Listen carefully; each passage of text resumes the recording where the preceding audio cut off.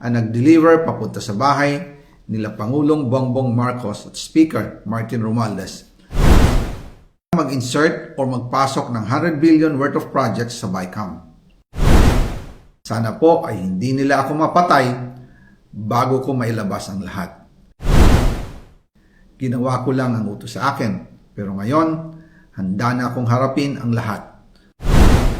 Ginagamit ng administrasyon ang buong resources ng bansa para tumahimik ako.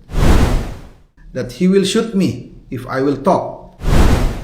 Gagamitin ako bilang panakipbutas sa kanilang kampanya laban sa korupsyon. Hindi na ako mananahimik, ilalabas ko ang lahat ng katotohanan.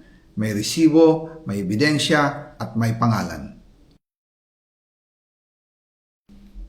Para sa bawat Pilipino, alam ko na buo ang galit ninyo sa akin ngayon. Nauunawaan ko rin kung bakit. Lalo na at malaki ang halagang nakataya. Pero bago kayo humusga, hayaan ninyong ipaliwanag ko ang buong katotohanan. Matagal akong hindi nagsalita dahil may direktang utos sa akin. Huwag nang bumalik ng Pilipinas at manahimik na lamang. Umalis ako noong July 19, 2025 para sa aking medical check-up. Nakaplanong bumalik pagkatapos ng SONA ni Pangulo. Pero habang papauwi na ako, tinawagan ako ni dating Speaker Martin Romualdez at sinabihan, "Stay out of the country. You will be well taken care of as instructed by the President."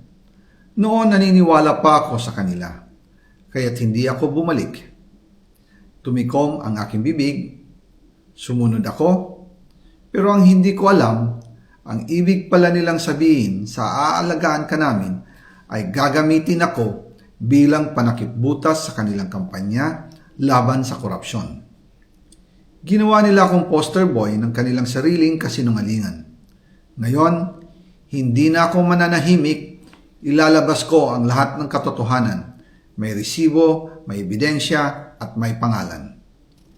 Nagsimula ito nung tumawag si Sekmina Pangandaman sa akin nung nag-umpisa ang BICAM process last year, 2024. Ang sabi niya, katatapos lang ng meeting nila ni Pangulo at may instructions na mag-insert o magpasok ng 100 billion worth of projects sa BICAM. At sinabi pa ni Sekmina, you can confirm with Yusek Adrian Bersamin dahil magkasama sila sa meeting ni Pangulong BBM noong araw na yon. Tinawagan ko po agad si Yusek Adrian Bersamin at tinanong ko kung may instruction nga ba ang Pangulo na magpasok ng 100 billion during their meeting. Ang sabi niya ay totoo nga po. Right after our conversation, tinawagan ko po si dating Speaker Martin Romualdez at nireport ko ang instructions ng Presidente to insert the 100 billion projects.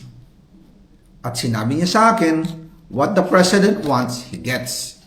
After ng ilang araw, nag-set po ng meeting si Sekmina Pangandaman at Yusek Adrian Bersamin sa amin ni dating Speaker Martin Romualdez sa Aguado Building in front of Gate 4 ng Malacanang at nandun din po si Yusek Jojo Cadiz.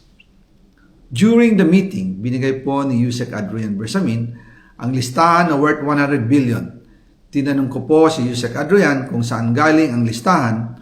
Ang sagot niya, galing kay PBBM mismo at binigay niya ito mula sa brown leather bag. Nung sinabi po ni Yusek Adrian Bersamin yung brown leather bag, naalala ko noong nasa Singapore kami right after the elections of May 2022 sa Hilton Hotel, kami ni dating Speaker Martin and PBBM habang pauwi at pabalik ng Pilipinas, hinabol ng PSG ang brown leather bag at ang sabi ni PBBM, maiwan na lahat, wag lang ang brown leather bag. Kaya naniwala ako na utos talaga ito ng Pangulo. Pagkatapos ng ilang araw, I informed sina dating Speaker Martin Romualdez, Sekmina Pangandaman, Yusek Adrian Bersamin, and Yusek Jojo Cadiz na kung pwede 50 billion lang ang ipasok sa program funds dahil sa sobra ang DPWH funds versus sa DepEd. In practice, hindi pwede na mas malaki ang budget ng DPWH kaysa edukasyon. And yung balance na 50 billion, ilagay na lang sa unprogrammed funds for the 2025 budget dahil Office of the President din ang nagre-release ng lahat ng unprogrammed funds. Pagkatapos ng isang araw, tinawagan ako ni Sec Mina at sinabi ang mensahe ng Pangulo. Ipasok ninyo yan dahil pinangako na sa akin ni Speaker Martinian at hindi na pwedeng baguhin. Kumbaga, ang utos ng hari hindi pwedeng mabali. Again, I informed the Speaker and asked clearance about the instructions ng Pangulo. At ang sabi niya, wala tayong magagawa. Kaya po nagtataka ako kung bakit sinasabi ni Pangulo na hindi niya makilala ang budget. Samantalang lahat na binawas at dinagdag sa mga ahensya ng gobyerno ay humihingi ng approval sa kanya si Sec Mina Pangandaman.